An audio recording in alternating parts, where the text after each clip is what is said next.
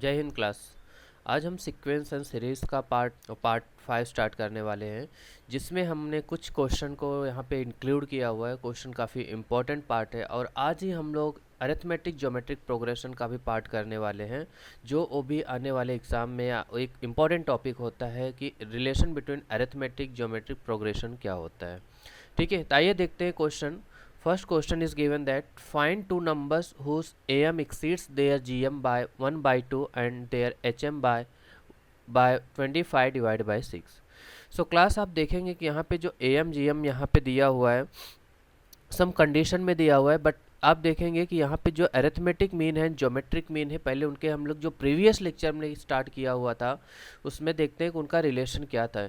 Previous lecture में हमने देखा था कि जो a arithmetic mean and geometric mean and harmonic mean ये क्या होते हैं, जीपी में होते हैं। ये तीनों क्या होते हैं, जीपी में होते हैं।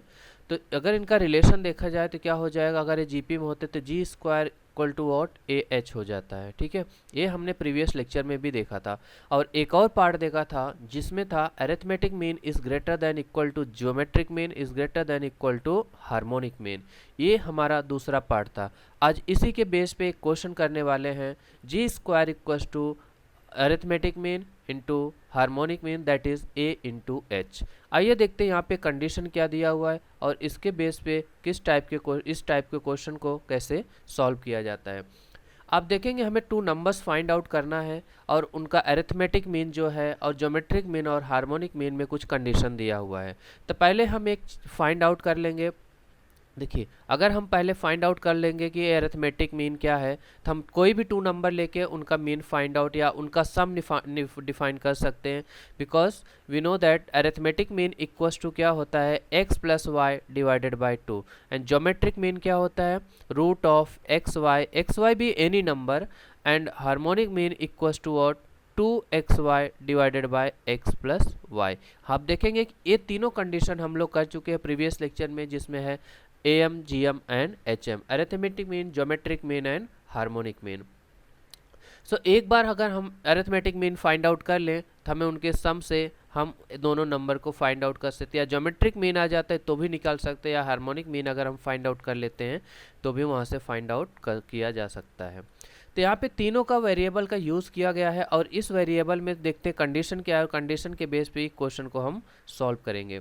देखिए, अरिथमेटिक मीन दिया हुआ है, ये अरिथमेटिक मीन दिया हुआ है, ज्योमेट्रिक मीन दिया हुआ है, हार्मोनिक मीन दिया हुआ है। तीनों कंडीशन है और तीनों कंडीशन के तीनों जो मीन के बीच में जो रिलेशन होता है वो है G square equal to A H. तो first condition is given that find two numbers whose arithmetic mean exceeds their GM by 1 by 2। तो जिनका अरिथमेटिक मीन्स, तो पहले हम दो नंबर जो फाइंड आउट करना है उनको एज्यूम कर लेते हैं। Let x and y be any two numbers. ठीक है, बी एनी टू नंबर्स। अब इनका arithmetic mean and geometric mean के बारे में कंडीशन लिखते हैं जो ऊपर यहाँ पे दिया हुआ है। फर्स्ट कंडीशन क्या है कि इनका जो एम है जीएम से 1 बाई 2 ज़्यादा है, that is g plus 1 by 2। तो अगर मैं यहाँ जी से जी की वैल्यू निकालूंगा तो क्या हो जाएगा, ए माइनस 1 बाई 2। तो यहाँ पे हो जाएगा G equals to A minus 1 by 2। Take it at condition number 1। अब इसको फाइंड आउट क्यों कर रहे हैं, क्योंकि अगर मैं इस इक्वेशन में G square equals to A H में सब अगर मैं ए में कन्वर्ट कर दूंगा तो मैं ए की वैल्यू फाइंड आउट कर सकता हूँ। Clear? So second condition is that and there HM by 25, और जो अरिथमेटिक मीन है उसके हार्मोनिक मीन से भी ज़्यादा है, कितना, 25 डिवाइड बाय 26। अब आप देखेंगे कि यहाँ पे जो हार्मोनिक मीन है उसको भी ए के टर्म में फाइंड आउट कर लेंगे और जो ऊपर और जो इक्वेशन दिया हुआ है, जो रिलेशन हमने लिखा हुआ है उसमें सब्सिट्यूट कर देंगे। किस लिए सब्सिट्यूट करेंगे, we need to find out value of A, G और एच। किसी एक की वैल्यू निकाल लेंगे, उसके बेस पे हम आगे उसको सॉल्व कर लेंगे। अब यहाँ पे देखेंगे, so condition is given that since g square equals to g square equals to what, जो g का वैल्यू क्या दिया हुआ है, a माइनस 1 बाई 2, यहाँ पे सब्सटीट्यूट करेंगे, square equals to a into h की value is what, a minus 25 divide by 26। जो a की वैल्यू है वो है 20, h की जो वैल्यू है a माइनस 25 डिवाइड बाई 26 होता है। Now we will solve it. अब इसको सॉल्व कर लेंगे और जो हमें वैल्यू आ रहा है A square minus A plus 1/4, a minus b the whole square, and we open this bracket, a square minus 25a divided by 26 हो जाएगा। so a square cancel out on both the side, तो हमें यहाँ पे मिलेगा जो term और something looks like 25a divided by 26 minus a equal to minus 1/4, ये हमें टर्म यहाँ पे मिल रहा है। ठीक है, यहाँ से हम a की वैल्यू निकालेंगे तो हमें मिलेगा minus a divide by 26 equals to minus 1/4 हो जाएगा। सो जो a की वैल्यू आ रही है वो कितना आ रहा है हमें यहाँ पे, a की value equals to what 13 divide by 2 आ रहा है। So a equals to 13 divide by 2। तो हमारे पास a की वैल्यू आ गई, a equals to 13 divide by 2। अब आप इस a को किसी भी इक्वेशन में सब्स्टिट्यूट करिए, चाहे इक्वेशन नंबर 1 में या इक्वेशन 2 में, वहाँ से g की वैल्यू मिल जाएगी और h की वैल्यू मिल जाएगी। So we have a equals to 13 divide by 2। अब g की वैल्यू निकाल लेते हैं, तो यहाँ से g की वैल्यू आ जाती है, g इक्वल्स टू क्या था हमारा, a माइनस 1/2 था, तो यहाँ पे a की वैल्यू सब्स्टिट्यूट करेंगे। सो 13/2 माइनस 1/2 इक्वल टू 6। सो जी की वैल्यू क्या हो जाएगी, g इक्वल्स टू 6 हो जाएगा। अब दो नंबर का जीपी पता हो गया, सॉरी जीएम पता हो गया और a पता हो गया, दैट इज द एम। तो हम वो नंबर्स को फाइंड आउट कर सकते हैं। Yes, since a equals to what, हमने a इक्वल्स टू क्या लिया हुआ है, x plus y divided by 2 and g equals to क्या होता है, रूट ऑफ एक्स वाई होता है। ये अरिथमेटिक मीन है और ये ज्योमेट्रिक मीन है। So a equals to 1/2, so this become x plus y divide by 2 equals to 13/2। So यहाँ से x और y की वैल्यू हो जाएगी x plus y equals to 13। ठीक है, ये हो गया x plus y. That means जो दो टू नंबर्स हैं जिनका अरिथमेटिक मीन 13/2 है, तो द नंबर का एडिशन कितना मिल रहा है हमें, टोटल नंबर कितना मिल रहा है, x plus y equals to 13। Geometric mean लेते हैं, so x y equals to root of x y equals to G, this is your G. So x y equals to 636 हो जाएगा। अब इस वैल्यू में इन दोनों को सॉल्व करेंगे और हम x और y की वैल्यू फाइंड आउट कर लेंगे। सो यहाँ से आप किसी एक की वैल्यू निकाल लीजिए। सो यहाँ पे आप किसी एक की value that is a y equals to 36 divide by x आप इसको ले लीजिए और यहाँ पे आप इसको सॉल्व कर दीजिए। ठीक है, सो इसको किसी इस इक्वेशन में सब्स्टिट्यूट करेंगे तो यहाँ पे मिलेगा, so x plus y equals to 13 and x plus 36 divided by x equals to 13। ठीक है, so this become x square minus 13x plus 36 equal to 0। और एक इसके फॉर्म में, एक क्वाड्रेटिक इक्वेशन के फॉर्म में, एंड क्वाड्रेटिक इक्वेशन सॉल्व करने के लिए आपने स्टैंडर्ड 10th में किया होगा। सो दिस बिकम तो we can write this as 9 4 जा 36 minus 9x minus 4x plus 36 equal to 0। सो यहाँ पे आप देखेंगे x minus 9 minus 4 and this you are getting x minus 9 equal to 0। तो x equals to 4 and x equals to 9। तो आप देखेंगे यहाँ पे x और 9, x और 4, x की दो वैल्यू मिल रही है, x इक्वल्स टू 4 और x इक्वल्स टू 9। ठीक है, सो x इक्वल्स टू 4 है तो y की वैल्यू क्या होगी, इफ़ x इक्वल्स टू 4 तो y इक्वल्स टू क्या हो जाएगा, 9 हो जाएगा। फिर x इक्वल्स टू 9 तो y इक्वल्स टू क्या हो जाएगा, 4 हो जाएगा। ठीक है, तो ये टू नंबर्स है जिनका अरिथमेटिक मीन, और आप कंडीशन को यहाँ पे चेक भी कर सकते हो, इनका मीन, ज्योमेट्रिक मीन और हार्मोनिक मीन निकाल के आप इन कंडीशन को चेक कर सकते हैं। देखो इनका जो अरिथमेटिक मीन होगा आप देखेंगे 13/2 है, तो दोनों को ऐड करें, हमको पता है अरिथमेटिक मीन क्या होता है, x plus y divide by 2। So 13/2 आ रहा है, करेक्ट। यहाँ पे क्या होता है, ज्योमेट्रिक मीन भी क्या होता है, 9 4 जा 36, so root of 36 that is a 6।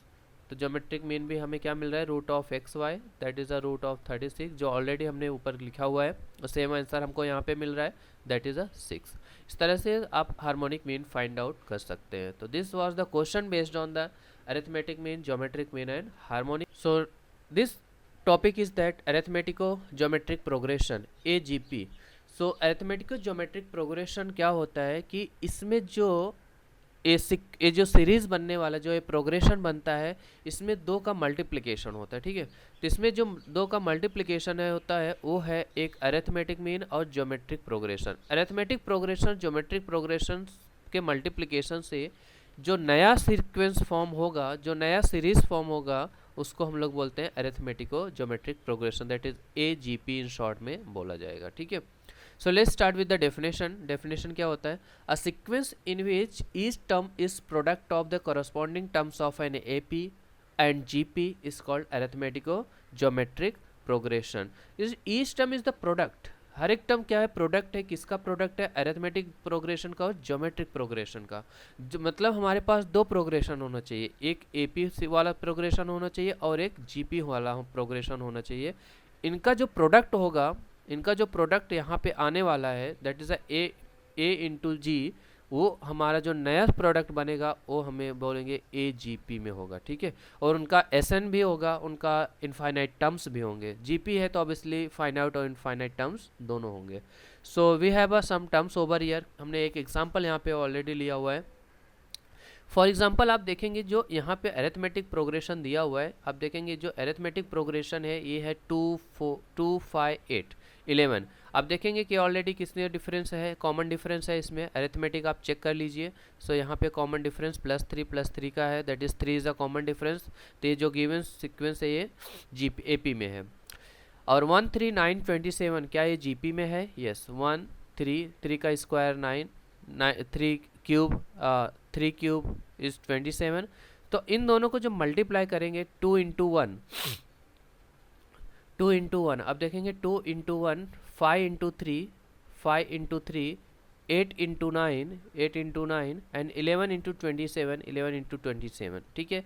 तो आप देखेंगे A1 R स्क्वायर ये GP होता है, GP के टर्म्स होते हैं, एंड AP के terms A plus D, A plus 2D, A plus 3D AP के टर्म्स। इनके मल्टीप्लाई इन जनरल में दिया हुआ है कि in general arithmetico geometric progression is A into A plus D into R, A plus 2D into R square, A plus 3D into R cube. आप इन सबका मल्टीप्लिकेशन इन जनरल में लिया गया है, ठीक है। होप दैट आपको अरिथमेटिको प्रोग्रेशन AGP आपको क्लियर हुआ होगा। सिंपल टॉपिक है, इसमें कुछ भी नहीं है, सब यहाँ पे दिया हुआ है। सिर्फ आपको थोड़ा सा माइंड लगाना है और ऐसा टॉपिक है कि जो आपको कुछ इसमें देखना नहीं है, सब ऑलरेडी आपको पता है। आपको AP भी पता है, GP भी पता है, जस्ट आपको मल्टीप्लाई करना है। जो नया सीक्वेंस मिलेगा, जो नया प्रोग्रेशन मिलेगा, वो आपका अरिथमेटिको ज्योमेट्रिक प्रोग्रेशन हो जाएगा। Clear? So come to the next part, अगले पार्ट में आते हैं। तो इनका nth टर्म क्या होगा AGP का? अब AGP तो हमने पढ़ लिया, हमने देख लिया कि क्या होता है AGP is that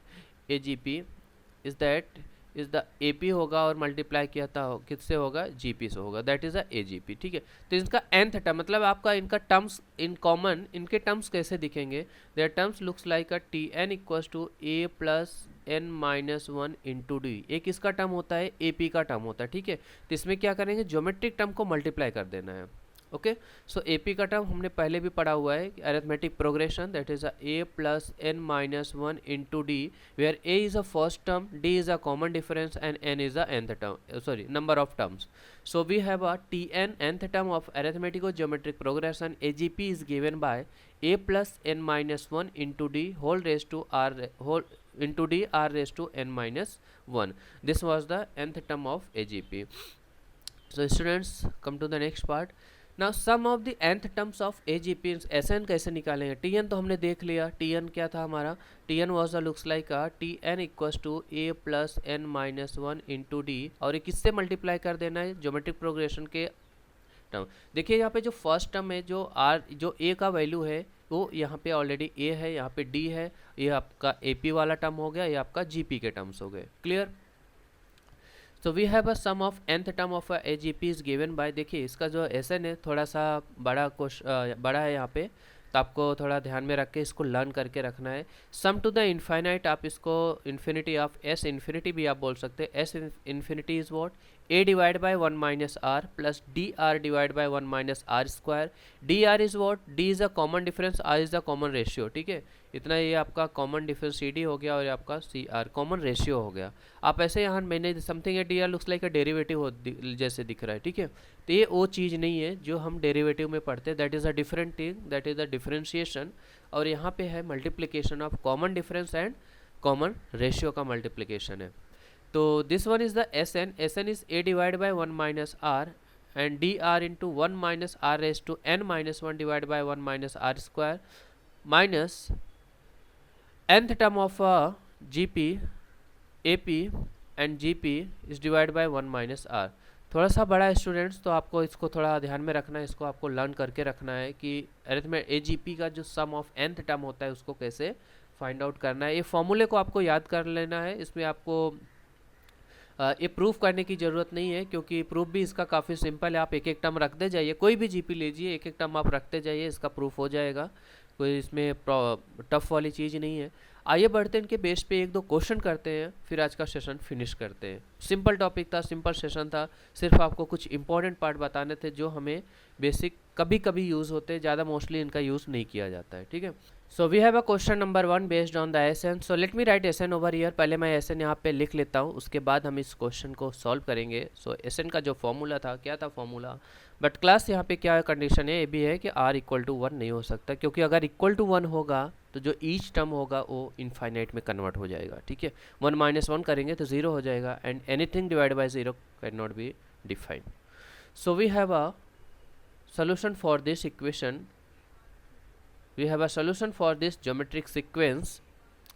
The sequence is given that 2 4x 6x square 8x cube 10x raised to 4, ये एक सीक्वेंस दिया हुआ है, इसका हमें SN फाइंड आउट करना है।